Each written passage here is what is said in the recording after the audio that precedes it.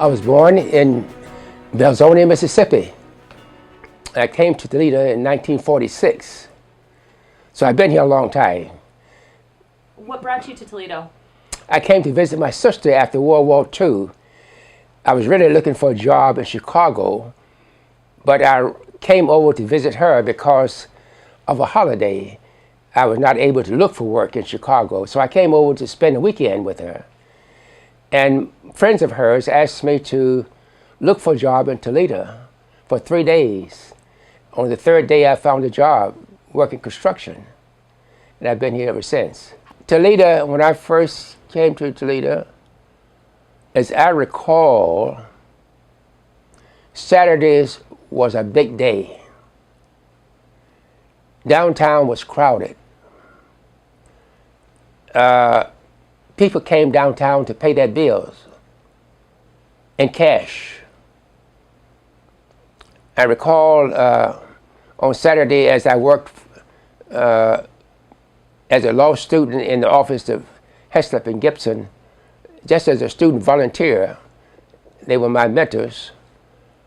The parades and everything came downtown. All the parades, when they get ready for football games, they paraded downtown.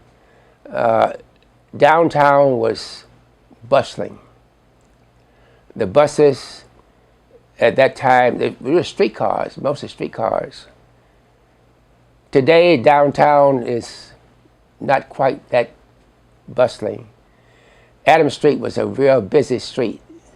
People came downtown and bought clothes, had them changed on. Tickets were very, very important on Summit Street. All downtown was just full of people. Over the years, when they, in the early 1950s, when they built Westgate Shopping Center, the downtown began to shift because the people say, why dress up and go downtown? I can go right to the shopping center. And so they went to Westgate. Westgate was the shopping center.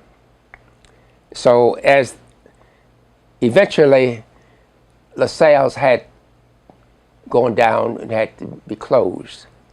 Lampson's went down. It was closed. And when those two large ones, the line store, of course, followed that time. So you consequently, you had no big drawing downtown for shoppers. They tried to revamp the downtown and cut it off for parking and so forth, but people didn't. It did for a while, but it didn't really help. So one of the things that happened to the neighborhoods, however, the neighborhoods still held up. But as they built more homes out in the outer area, people moved out to the outer area and they left the central city vacant. So there are a lot of vacant homes in the inner city. I would say, as you go by, and in the block you'll find, out of 10 homes in a block, you will find 3 or 4 of them more just vacant. Just need somebody in them, that's all. And of course the city is overwhelmed with weeds and trying to pave streets and so forth when naturally the revenue is down because the people have moved out. Although they may be still in the city, but many of the better paid ones are outside the city limits. So that's one of the things that happened.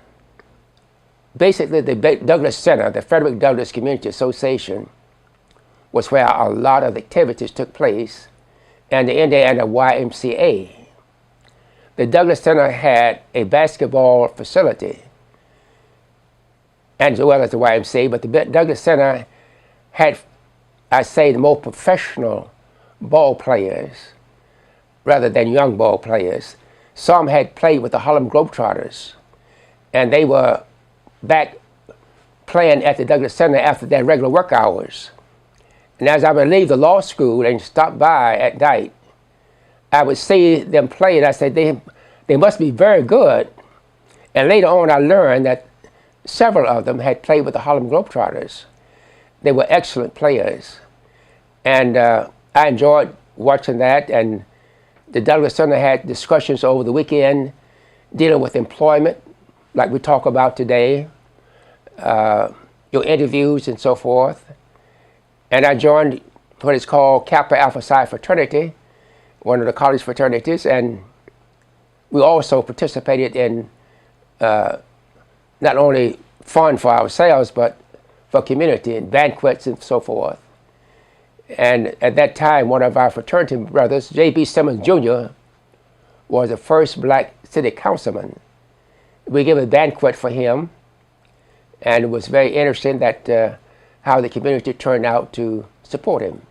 I started interested in law back in the 1930s. So when I actually finished high school, I already had in mind to be a lawyer. When I first started practicing law, number one, of course, you know, there were fewer lawyers. We knew each other very well, and they were mostly clustered in the Spitzer building, the Gardner building, I would say National Bank building, and then at that time the Security building, which is right across the street. So, and there were a few in the Ohio Citizens building too. At that time, Fuller and Henry was the big law firm there in that building. So primarily on Madison Avenue, you found most of the lawyers. I like the civil rights idea of helping the poor people, helping to end segregation and so forth. I was vice president of the NAACP in Toledo, and we helped to get blacks into an apprenticeship training program back in '63.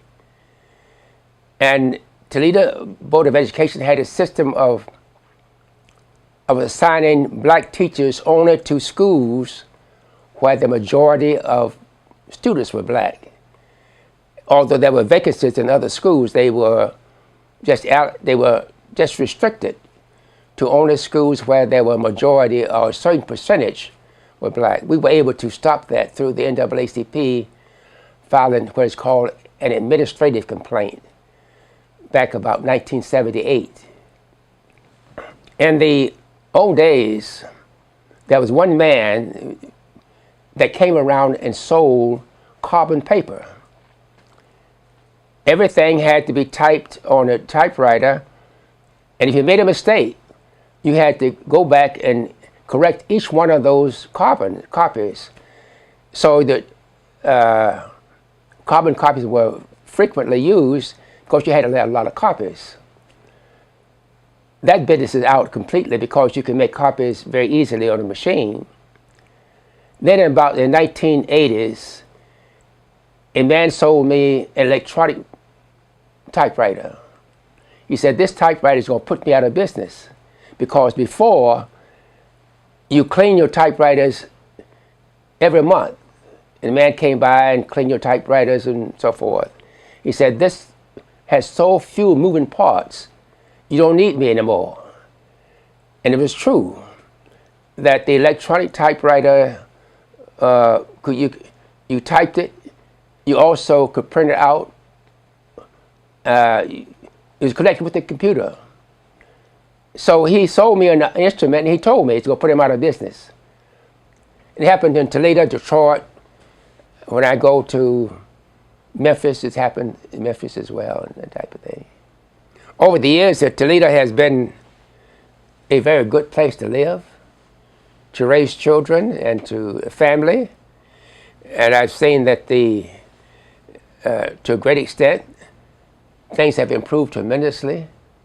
And Toledo has shared in that. There are things they need to do, like we had the problem with the water and that type of things. They made some mistakes. They can be corrected, and I think that basically Toledo can rebound, you know. Maybe not to the height it was, not to the number of people, but to better take care of some of the things they can do. And I think they will do. And they're working up and down Door Street to make it safer and easier to travel. University of Toledo has expanded tremendously across the street. And I think that things are looking up. Yeah.